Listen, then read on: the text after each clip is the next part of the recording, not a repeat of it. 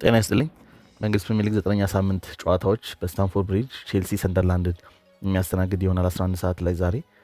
እንግዲህ ሁለቱ ክለቦች ተመሳሳይ ነጥብ፣ ተመሳሳይ ድል፣ ተመሳሳይ አቻ፣ ተመሳሳይ ሽንፈት አስተናግደው ቼልሲ 5ኛ ሰንደርላንድ ደግሞ 7ኛ ቦታ ላይ ነው የሚገኙት። ሁለቱም 14 ነጥብ አላቸው። 4 ጊዜ ማሸነፍ ችለዋል። 2 ጊዜ አቻ ሲወጡ 2 ጊዜ ሽንፈት አስተናግደዋል። እንግዲህ አዲሱ አዳጊ ቡድን ሰንደርላንድ ጥሩ ሊባል የሚችል የፕሪሚየር ሊግ ጅማሮ ነው ያደረገው ማለት ነው። በፈረንሳዩ ሬጂስ ሌብሪስ ስር ነው የሚሰለጥነው ማለት ነው። በነገራችን ላይ ይህ አሰልጣኝ በተጫዋችነትም ለዋናው ለፈረንሳይ ብሔራዊ ቡድን አልተጫወተም። በታዳጊ ቡድኖች ላይ ነበር ለፈረንሳይ ብሔራዊ ቡድን ወክሎ ሲጫወት የነበረው። ወደ አሰልጣኝነት ከሄደም በኋላ ማለት ነው በአብዛኛው ከታዳጊዎች እድገት ጋር በተገናኘ በብዛት ስራዎችን ሲሰራ ነበር። ፈረንሳይ ውስጥ ለሎሪየንት ታዳጊዎች አሰልጣኝ የሎሪየንት ሪዘርቭ ቡድንም አደሴም ታይም በኋላ ላይ ወደ ሰንደርላንድ ከመሄዱ በፊት ደግሞ ዋናውን ቡድን ለ2 ሲዝኖች አሰልጥኖ ነበር። ታዳጊ ተጫዋቾችን ወደ ላይ ማጎልበት ላይም ጥሩ ሊባል የሚችል አይነት አሰልጣኝ ነው። የቀድሞ የአርሰናል ተጫዋች አሁን ላዚዮ የሚገኘውን ማቴዎ ጉንዱዚን ወደ ሎሪየንት ዋናው ቡድን እንዲያድግ ትልቅ አስተዋጽኦ ያደረገ አይነት አሰልጣኝ ነው ማለት ነው። በወጣቶች በታዳጊዎች እድገት ላይ ሊጠቀስ የሚችል ስራ የሚሰራ አይነት አሰልጣኝ ነው። ከዛ ባለፈ እንግዲህ ሰንደርላንድ በዚህ በአዲሱ ሲዝን ጥሩ ሊባል የሚችል ጅማሮን ያደረጉት እንግዲህ ከወገብ በላይ ነው የሚገኙት 7ኛ ደረጃ ላይ 2 ሽንፈት ብቻ ነው ያስተናገዱት። ከ8 ጨዋታ ግማሹን የሚሆነውን 4 ድል ማስመዝገብ ችለዋል ማለት ነው። ነገር ግን ይህ አሰልጣኝ ከዚህ ቀደም ሰንደርላንድ ሻምፒዮንሺፕ ባለፈው ሲዝን እያለ ማለት ነው ተመሳሳይ ጠንካራ ጅማሮ ነበር ከቡድኑ ጋር ያደረገው። 2024 ክረምት ላይ ነበር ከሎሪየንት ወደ ሰንደርላንድ እንደተዘዋወረ የኦገስት የሻምፒዮንሺፕ ምርጡ አሰልጣኝ ተብሎ ነበር የተመረጠው። እስከ ኦክቶበር ድረስ ማለት ነው ወይም ኦክቶበር ወር ላይ ቶፕ 3 ውስጥ ይገኝ ነበር። ሰንደርላንድ ከ10 ጨዋታ 7 ድሎችን ማስመዝገብ ችሎ ነበርና ጠንካራ የሆነ ጅማሮ ነው አድርጎ የነበረው በሰንደርላንድ በቻምፒዮንሺፕ ቆይተው ማለት ነው።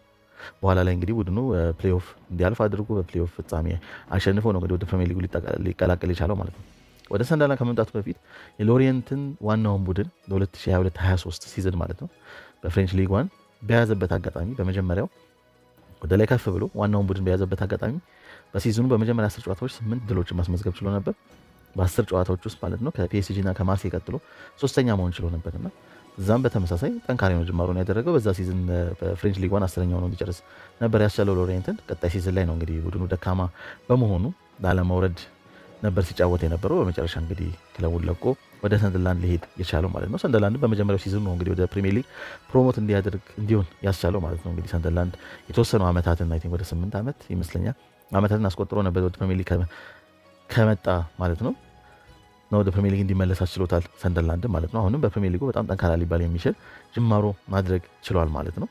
በአብዛኛው በስታትም በስታይልም ማለት እንችላለን የመጀመሪያው ጅማሬዎቹ ብዙ ጊዜ ጥሩ የሆኑለት አሰልጣኝ ነው ማለት ነው። ምክንያቱም ፕሪሲዝን ላይ በደንብ ፓተርኖች ላይ ቤዝ ያደረገ የበለጠ በተጫዋቾች መካከል የሆነው የሚኖር አይነት መግባባትን ለመፍጠር የሚሰራ አይነት አሰልጣኝ ነው ማለት ነው። ጥሩ አውቶሜሽን እንዲፈጠር በተጫዋቾች መሀል የሚሰራ አይነት አሰልጣኝ ነው። ይህን ኮሄዥን ደግሞ በመጀመሪያው ሊግ ጨዋታዎች ላይ ቶሎ እንዲታይ የማድረግ የሚችል አይነት አሰልጣኝ ነው ማለት ነው። በአቀራረቡ ደረጃ እንግዲህ ሞር ኳስ መቆጣጠር በአንዳንድ አጋጣሚዎች ላይ ያን ሲያደርግ ይስተዋላል። ሎሪየንት እያለ ሞር ቡድኑ ፖሴሽን ቤዝድ የሆነ ቡድን ነበር ሰርቶ የነበረው ማለት ነው። ወደ ሰንደርላንድ ከመጣ በኋላ በአንዳንድ አጋጣሚዎች የተሻለ ኳስ ቁጥጥር ሲይዝ እናስተውላለን። ግን በተወሰኑ አጋጣሚዎች ደግሞ የበለጠ ቨርቲካል የሆነ ቡድን ሞር ኦፍ የትራንዚሽን ቡድን ስፔሶችን በደንብ ኤክስፕሎይት የሚያደርግ አይነት ቡድን ከኳስ ውጭ ደግሞ ሞር በሚድ ብሎክ ኮምፓክት በሆነ መልክ የሚቀርብ አይነት ቡድን ነው ማለት ነው። ያሸነፋቸውን አንዳንድ ጨዋታዎች ብናይ ከብሬንትፎርድ ጋር የተሻለ ኳስ ቁጥጥር ኖሮት ነው ያሸነፈው። 2-1 ይመስለኛል ብሬንትፎርድ ነው ያሸነፈው። ከዛ ውጭ ደግሞ ዌስትሃም 3-0 ሲያሸንፍ ደግሞ ከ40 በታች የኳስ ቁጥጥር ይዞ ነበር ያሸነፈው ማለት ነው። ስለዚህ ኳስ ቁጥጥርም ዝቅተኛ የኳስ ቁጥጥርም ይዞ ማሸነፍ ይችላል። ወልቭስንም በተመሳሳይ ከወልቭስ ያነሰ የኳስ ቁጥጥር ይዞ ነው እንግዲህ ወልቭስን 2-0 ማሸነፍ የቻለው። እንደ አስፈላጊነቱ ነገሮችን አዳፕት ማድረግ የሚችል አሰልጣኝ ነው ማለት ነው። ጥሩ ሊባል የሚችል አሰልጣኝ ነው።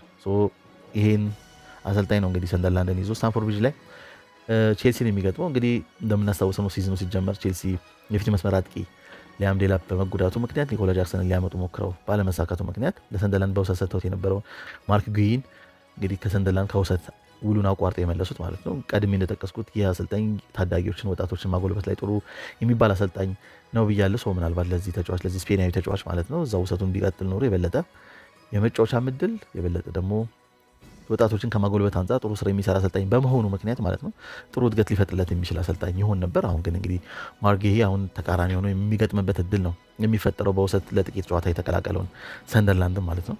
ተቃራኒው ቼልሲን ስንመለከት እንግዲህ ቼልሲ ባለፉት ቤኔፊካ ጨዋታ በፊት ማለት ነው ተከታታይ ጨዋታዎችን ድል ማስመዝገብ ተቸግሮ ነበር። ከብሬንትፎርድ ጋር መጨረሻ ሰዓት ተቆጥሮበታቸው ወጥቶ ነበር። በማን ዩናይትድ ተሸንፎ ነበር ኦልድ ትራፎርድ ላይ። ስታንፎርድ ብሪጅ ላይ ደግሞ በብራይተን ተመሳሳይ ተሸንፎ ነበር ማለት ነው። ሶስት ተከታታይ የፕሪሚየር ሊግ ጨዋታዎችን ማሸነፍ ተቸግሮ ቆይቶ በኋላ ላይ ቤኔፊካን በሻምፒዮንስ ሊግ ካሸነፈ በኋላ ማለት ነው ፕሪሚየር ሊግ ላይም ድል ማስመዝገብ ወይ ወደ ድል መመለስ የቻለው ማለት ነው። አሁን ከዛ በኋላ አይ ቲንክ ተከታታይ በሁሉም ውድድሮች 4 ድሎች ማስመዝገብ ችሏል። 2 ፕሪሚየር ሊግ 2 በቻምፒዮንስ ሊግ ማለት ነው። ጥሩ የማሸነፍ ሞመንተም ላይ የሚገኝ ቡድን ነው ማለት ነው። በፕሪሚየር ሊጉም ብዙ ግብ ሁለተኛ ያስቆጠረው ቡድን ነው ቼልሲ ማለት ነው። ከማን ሲቲ በመቀጠል ማን ሲቲ 17 ግቦችን እስካሁን ሲያስቆጥር ቼልሲ 16 ግቦችን አጠቃላይ ያስቆጥሯል።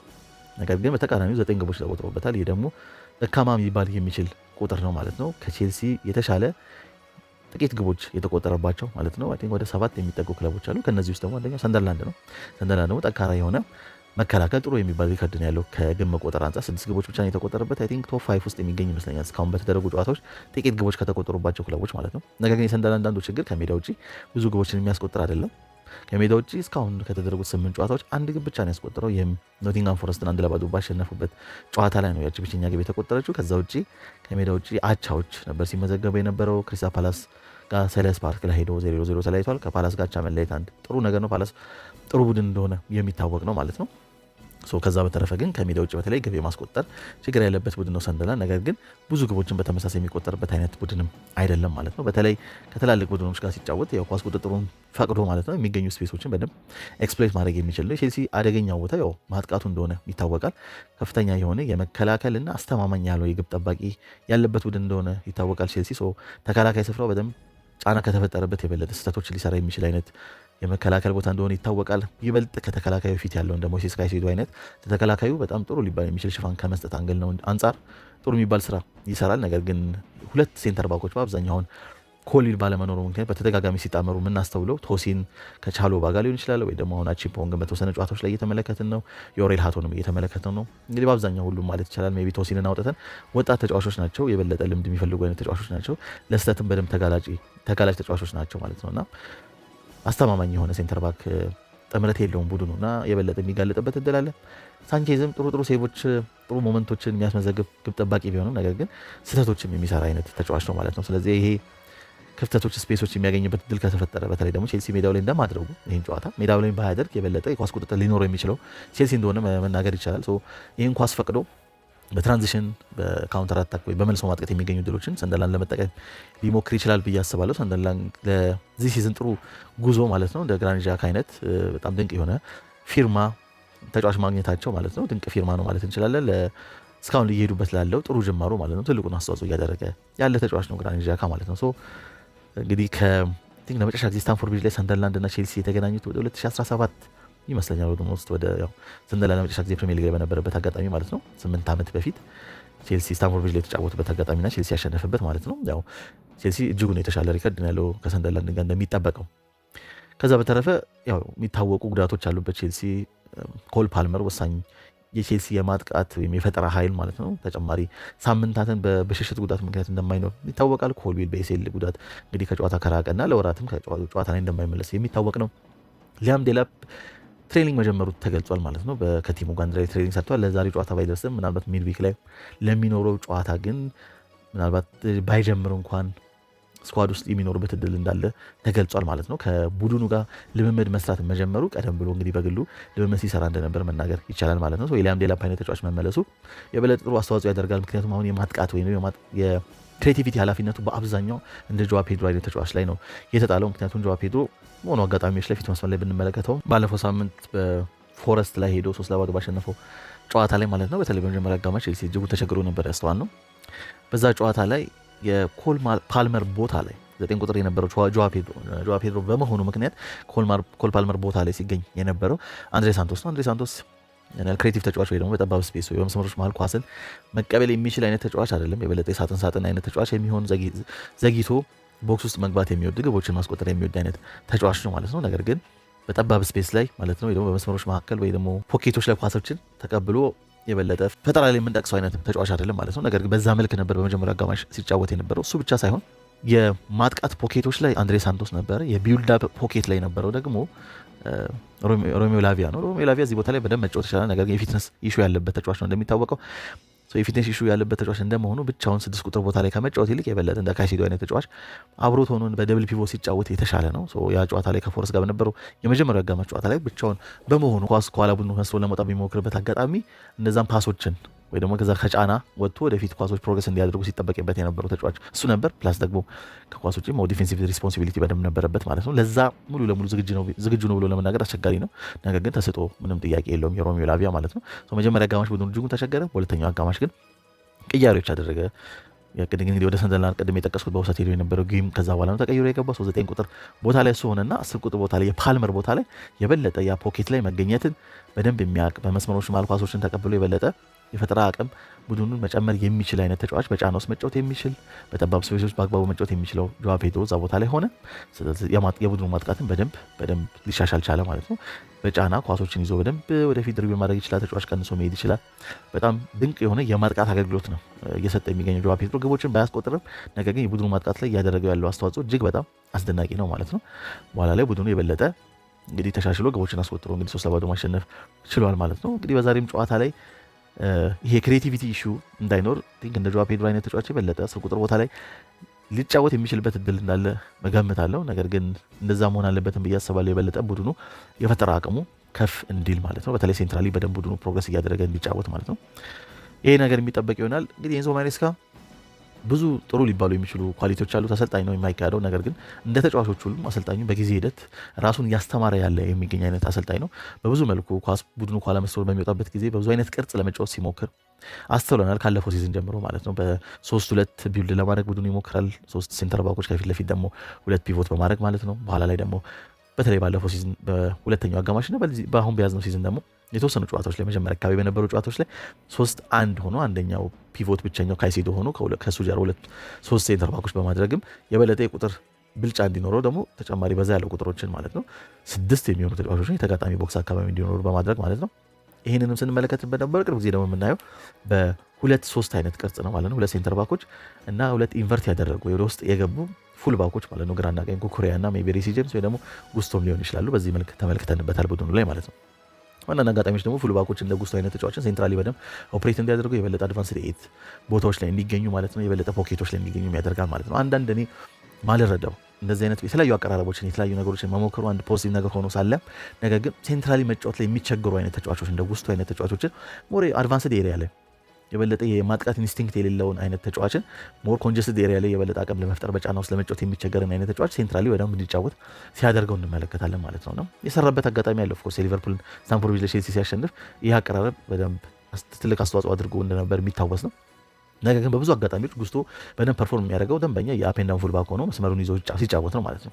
እዛ ቦታ ላይ የበለጠ ክሮሶችን ለማድረግ ወይ መስመሮችን ይዞ ሲጫወት አይነት ምቾት የሚሰማውን ተጫዋች ሴንትራሊ እንዲገባ በማድረግ የበለጠ እንግዲህ ፊዚካሊቲ ለመጨመር የበለጠ ሌግ እግር ለመጨመር በማሰብ እንደሚደረግ መረዳት ይቻላል። ነገር ግን የፈጠራ አቅሙ የቡድኑ ፈጠራ አቅም ላይ ትልቅ እክል እየፈጠረ ነው ብዬ አስባለሁ ማለት ነው። በተለይ ደግሞ እነዛ ፖኬቶች ላይ በሚገኝበት አጋጣሚ ለዛ አይነት የተሰራ ተጫዋች ባለመሆኑ ምክንያት ማለት ነው።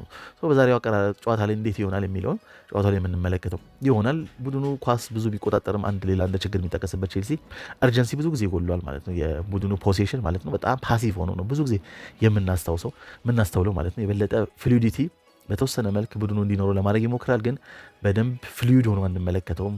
ይሄ ፍጥነት ይሄ ፓሲቭነስ የበለጠ የሚስተዋልበት ይሆናል። ሞር ቡድኖች ደግሞ ፓሲቭ በሆኑ ደግሞ ቁጥር ደግሞ ለተጋጣሚ ቡድን መከላከል በደንብ የሚመቹ ይሆናል ማለት ነው። እነዚህ ነገሮች በደንብ መሻሻል ይኖርባቸዋል ብዬ አስባለሁ። ኦፍኮርስ ቡድኑ ወሳኝ ሊባሉ የሚችሉ የማጥቃት ባህሪ ያላቸው ተጫዋቾች የሉትም። ፕላስ ደግሞ የመጡትም ተጫዋቾች ለመላመድ ገና እየሞከሩ ነው ከቡድኑ ጋር ከሊጉም ጋር ማለት ነው። እንደ ጌትንስ አይነት ተጫዋች በተወሰነ መልክ መሻሻል እያስተዋልንበት ያለ ተጫዋች ነው። ፖቴንሻል ዋይዝ ምንም የሚካድ አይደለም፣ ድንቅ ተጫዋች እንደሆነ ማለት ነው። በጊዜ ሂደት የበለጠ ጥሩ አገልግሎት ሊሰጥ የሚችል ተጫዋች ነው ብዬ አስባለሁ። አሊያንድሮ ጋርናቾም ወደ ክለቡ ከመጣ በኋላ ጊዜ እንደሚፈልግ በደንብ እያስተዋልንበት ነው። አግባቡ ፕሪሲዝን ያሳለፈ አይነት ተጫዋች አይደለም። ጊዜ ይፈልጋል፣ ሞር ማች ፊትነስ ይፈልጋል፣ የበለጠ ኮንፊደንሱን ማግኘት ይፈልጋል። እንደ በፊቱ የበለጠ ደፋር ሆኖ ተጫዋቾችን ለማለፍ የሚሞክርበት አይነት ራስ መተማመን ላይ መድረስ ይኖርበታል ማለት ነው። ለእንደዚህ የተወሰነ ጊዜ የሚፈልግ አይነት ተጫዋች እንደሆነ እያስተዋልንበት ነው አሌሃንድሮ ጋርናቾን ማለት ነው። እንደዚህ አይነት ተጫዋቾች አሉ። የኦሬል ሃቶ በተወሰነ መልክ እየተላመደ ይመስላል ጥሩ ነገር እያሳየ እየተመለከትንበት እንገኛለን። የተጫዋቹም ጉዳት እንደ ሊያም ዴላፕ እንደ ኮልዊል እንደ ኮል ፓልመር አይነት እንዳሉ ሁሉ በተመሳሳይ ደግሞ የመጡት ተጫዋቾች በተለይ ከጆዋ ፔድሮና ከስቴቫ ዊሊያን ውጭ ማለት ነው ጊዜ የሚፈልጉ አይነት ተጫዋች ሆኖ አስተውለናል ማለት ነው። የበለጠ ይሄ ነገር ከሰራ በኋላ ማጥቃቱ ቢያንስ የበለጠ ከፍ ሊል የሚችልበት እድል እንዳለ መናገር ይቻላል። ቼልሲ እንደዛም ቢሆን ግቦች የሚቆጠሩበትም ግብ የሚያስቆጥር ቡድን ነው መሆኑን ግን ያው በሊጉ ሁለተኛ ብዙ ግብ ያስቆጠረው ቡድን መሆኑ ያን የሚነግረን ይሆናል ማለት ነው። አሁንም ግን መከላከሉ ማለት ነው መከላከሉ እጅጉን አስቸጋሪ ነው። እጅጉን ፕላስ ደግሞ ጉዳት የኮልዊል ጉዳት ማን ተጨማሪ የቤት ስራ ሆኖባቸዋል። ፕላስ ባዲያሺልም ብዙ ጊዜ ጉዳት የሚያጋጥመው አይነት ተጫዋች ነው። ፕላስ ደግሞ ስህተቶች ብዙ ጊዜ ሊሰራ የሚችልም አይነት ተጫዋች ነውና የበለጠ መከላከሉ ጉዳትም ተጨምሮበት ጉዳትም ባይኖረው ማለት ነው ያን ያህል ልምድ ያለው ተጫዋች ስብስብ ውስጥ አለመኖሩ በተለይ ዲፌንስ ላይ አለመኖሩ አሰልጣኙን ተጫዋች ማስፈረም በተለይ ደግሞ የግራግር የሆነ ተጫዋች የበለጠ ቡድኑ ኋላ መስቶ በሚወጣበት ጊዜ ኮልዊል በጣም ወሳኝ ተጫዋች እንደሆነ ይታወቃል። ምክንያቱም በጣም ጥሩ ፓሰር ነው። ፓሲንግ ሬንጁ በጣም ጥሩ ነው። በጣም ደግሞ ጥሩ ፓሰር ነው። እነዛን ፖኬቶች ለሚገኙ አይነት ተጫዋቾችን እንደ ፓልመር አይነት ተጫዋቾችን የሚያገኘው በቀጥታ ትሩ ቦል እንደ ኮልዊል አይነት ተጫዋች ነው ማለት ነው። እንደዚህ አይነት ነገር ሊያደርግ የሚችለው አሁን ተጫዋች እንደ ቶሲን አይነት ተጫዋች ነው። በጊዜ ሂደት ግን ያን ነገር እንደ ዮሬላቶ አይነት ተጫዋች ሊያደርገው ይችላል። ግን ዮሬላቶ በዋናነት የመጣው የኩኩሬያ ባካፕ ሆኖ ነውና ያ ሴንተር ባክ ላይ አሁን ሞር ፊዚካል ለሆነው ሊግ ምናልባት ዝግጁ የሚሆንበት ጊዜ አሁን ላይሆን ይችላል ማለት ነው። ሴንተር ባክ ቡድኑ አለማስፈረሙ አስተማማኝ ግብ ጠባቂ አለማስፈረሙ ግን አሁን ወደፊትም ተጋላጭ ያደርገዋል ማለት ነው። በጣም አስተማማኝ በሆነው ሁኔታ ግቦች አስቆጥሮ 5 ግብ አስቆጥሮ ስታምን አሸንፏል ቼልሲ። ሚድዊክ ላይ ደግሞ ቻምፒዮንስ ሊግ አያክስን በተመሳሳይ 5 አስቆጥሮ አሸንፏል። ያው ቀይ ካርድም ነበረው ኦፍ ኮርስ አያክስን ለምሳሌ ሲያሸንፍ ማለት ነው። ነገር ግን በጣም አስተማማኝ የነበረ ሁኔታ አልነበረም ማለት ነው። ኢቭን አያክስ 2-0 አያክስን ከመራ በኋላ 2-1 ሆኖ ነበር ቀይ ካርድ አያክሶች ከወጡበት በኋላ ማለት ነው። ሰከንድ ሃፍ ላይ የበለጠ ቡድኑ ግቦችን አስቆጥሮ ማሸነፍ ቻሌንጅ ማለት ነው። የዌስትሃም ጨዋታም ቀድሞ ተቆጥሮበት ነበር በፓኬታ ማለት ነው። በኋላ ላይ ግብ አስቆጥሮ ነው በጣም ኮምፎርታብል የሆነ ሙሉ ለሙሉ አብዛኛው የጨዋታውን በጣም ብዙ ደቂቃዎች በግቡን የበለጠ አስፍቶ ፕላስ ፐርፎርማንስ ዋይዝ ምንም አይነት ችግር በማይፈጥር መልኩ ቡድኑን በጣም ድንቅ ሆኖ ተመልክተናል ብሎ ለመናገር በጣም አስቸጋሪ ነው። የብራይተን የመጀመሪያው አጋማሽ ምናልባት እኔ ከተመለከትኳቸው የቼልሲ በዚህ ሲዝን ከተመለከትኳቸው ጨዋታዎች በጣም ጥሩ ነበረ ብዬ ማስበው የብራይተን የመጀመሪያው አጋማሽ ነው። እንግዲህ በብራይተን ተሸንፏል። መጨረሻ ላይ 3-1 ተሸንፏል ቡድኑ። ኦፍ ኮርስ ቀይ ካርድ ወጥቶበት ነበር። ቼልሲ የተሸነፋቸው ጨዋታዎችን ካስተዋለ በብራይተንና በዩናይትድ ነው። በሁለቱም አጋጣሚዎች ቡድኑ በቀይ ካርድ ወጥቶበት ነው እነዚህን ሽንፈቶች ያስተናገደው ማለት ነው። ሌሎች ጨዋታዎች ላይ ብዙ ቀይ ካርዶች ይመዘገባሉ። ቼልሲ ላይ የዲሲፕሊን ጉዳይ በጣም አትኩሮት ሊሰጠው የሚገባው ጉዳይ ነው። ነገር ግን ፐርፎርማንስ ዋይዝም ከተመለከተ ማለት ነው አስተማማኝ የሆነ አይነት ፐርፎርማንስ ተመለከተ ቢባል ግቦቹን ትተን ማለት ነው ፐርፎርማንሱን ብቻ ውጤቱን ትተን ፐርፎርማንሱን ብቻ የምናስተውል ከሆነ የመጀመሪያው አጋማሽ የብራይተን በጣም ጥሩ ፐርፎርማንስ ነበረው ቡድኑ ብዬ አስባለሁ ማለት ነው። ሌሎቹ ጨዋታዎች ላይ ሞር ከተጋጣሚ ቡድን ጋር ሚዛን ልንለው የምንችለው አይነት ነገር ነው ማለት ላይ ግን የሆኑ ሞመንቶች አይነት ተፈጥረው ግቦችን አስቆጥሮ ቡድኑ ወይ ደግሞ እንደ ሚድዊክ ላይ እንደነበረው የተጫዋች መውጣቱ የበለጠ አስተዋጽኦ አድርጎለት ሊሆን ይችላል። ግቦችን አስቆጥሮ አሸንፏል። ኦፍኮርስ ከሊቨርፑል ጋር በነበረው ጨዋታ አንድ ሳልዘነገው እሱም የመጀመሪያው አጋማሽ ላይ በተለይ ይሄም ተመሳሳይ በጣም ጥሩ ነበር። ከትልቅ ቡድን ጋር ትልቅ ቡድን የበለጠ ደፍሮ ለማጥቃት የሚመጣ ስለሆነ ማለት ሊቨርፑል የበለጠ ደፍሮ ሊያጠቃ የሚችል ቡድን እንደመሆኑ መጠን ስፔሶች የበለጠ ሊፈጠሩ ይችላሉ። ከፒኤስጂ ጋር የነበረው የክለቦች ዓለም ዋንጫ ፍጻሜ ላይ የምናስታውሰው ነው። ከእንደዚህ አይነት ትልቅ ቡድን ጋር ሲሆን ትላልቅ ቡድኖች የበለጠ ደፍረው ስለሚመጡ እነዛ የሚገኙትን ስፔሶች በአግባቡ መጠቀም ይቻላል። ነገር ግን እንደዚህ ሚድቴብል ቡድኖች ወይም ደግሞ ከሚድቴብል በታች ያሉ ቡድኖች ኳስን ትተው ስለሆነ ሞር ኮምፓክት ስለሚሆኑ በዛን ጊዜ በቂ የግብ ዕድሎች መፍጠር አስቸጋሪ ያደርገዋል። በትራንዚሽን ቡድኑ የበለጠ ሲጠቃ እናስተውላለን ማለት ነው። ይሄ አስቸጋሪ ያደርገዋል። ባለፈው የኖቲንግሃም ፎረስት ጨዋታ ፎረስቶች በመጀመሪያ አጋማሽ በጣም በቂ ሊባል የሚችል የግብ ዕድሎችን ፈጥረው ነበር። አግብተው መሪ መሆን የሚችሉበት እድል በደንብ ነበረ ማለት ነው። ቼልሲ ግብ ሳይቆጠርበት በኋላ ላይ ግን ሰከንዳ ባደረጋቸው ቅያሬዎች የበለጠ ግብ አስቆጥሮ አሸናፊ መሆን ችሏል ማለት ነው።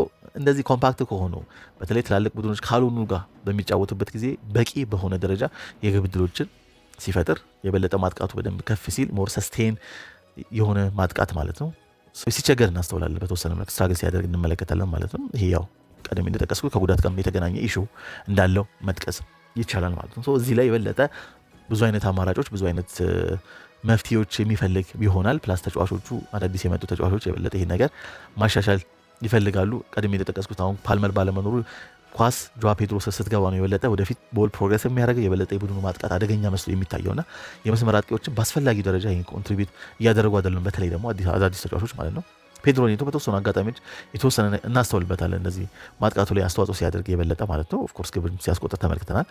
ግን ብዙ ጊዜ ኳሶች ክሮስ ይደረጉ ነው። ክሮስ የሚደረጉ ኳሶች በክፍት ጨዋታ ያን ያህል ብዙ አደጋ ሲፈጥሩ አናስተውልም። ከቆመ ኳስ ቼልሲ ብዙ ግብ እያስቆጠረ ነው። ኦፍኮርስ በአርሰናል ብቻ ነው የሚበለጠው በፕሪሚየር ሊጉ ከቆመ ኳስ ግቦችን በማስቆጠር። ይሄ ከብሬንትፎርድ የመጣው ኩዌቫ ትልቅ አስተዋጽኦ አድርጓል። እንግዲህ የሴት ፒስ ኮቹ ማለት ነው። አክቹዋሊ ቡድኑ ከሴት ፒስ ኮችነትም ባለፈ ደንበኛ ሴት ፒስ ላይ የሚያሰለጥን ክፍል ነው ወይ ደግሞ ዲፓርትመንት ነው ፎርም ያደረገው። ለዚህ ደግሞ ትልቁን አስተዋጽኦ ያደረገው ከብሬንትፎርድ የመጣው ፈርናንዶ ኩዌቫ ነው ማለት ነው። ይሄ ትልቅ የሆነ ስራ ሰርቷል ማለት ነው ከዚህ አንጻር። ነገር ግን ከክፍት ጨዋታም ኦፍኮርስ ቼልሲ ግቦችን አስቆጥሯል። ከክፍት ጨዋታ ግብን በማስቆጠር ያን ያህል የሚታማ አይደለም። ነገር ግን ቀድሜ የጠቀስኩት አይነት በተለይ ደግሞ ተመሳሳይ ቁጥር ባለውና ጥሩ የሆነ ዲፌንሲቭ ሼፕ ባላቸው ጥሩ ሊባል በጣም አስደናቂ ባይባል እንኳን ጥሩ ሊባል የሚችል ዲፌንሲቭ ሼፕ ከኳስ ውጭ ያላቸው ሞር ኮምፓክት ሆኖ ሴንትራል ፕሮግሬሽን የሚከለክሉ አይነት ቡድኖች ለፓላስ ቡድኖች ጋር ሲገጥም በቂ የሆኑ እድሎችን መፍጠር ቡድኑ ይቸገራል። ሰው እዚህ ላይ ትልቅ መፍትሄ የሚፈልግ ይመስለኛል። ጨዋታው ወደ 11 ሰዓት ላይ የሚደረግ ይሆናል ስታንፎርድ ብሪጅ ላይ። እስኪ ጨዋታውን እንዴት ይሆናል ብላችሁ ታስባላችሁ? እስኪ አስተያየታችሁን በኮሜንት መስጫው ላይ አስቀምጡልኝ። በተረፈ ላይክ፣ ሼር፣ ሰብስክራይብ እያደረጋችሁ ስለምታደምጡኝ በጣም አመሰግናለሁ። መልካም ጊዜ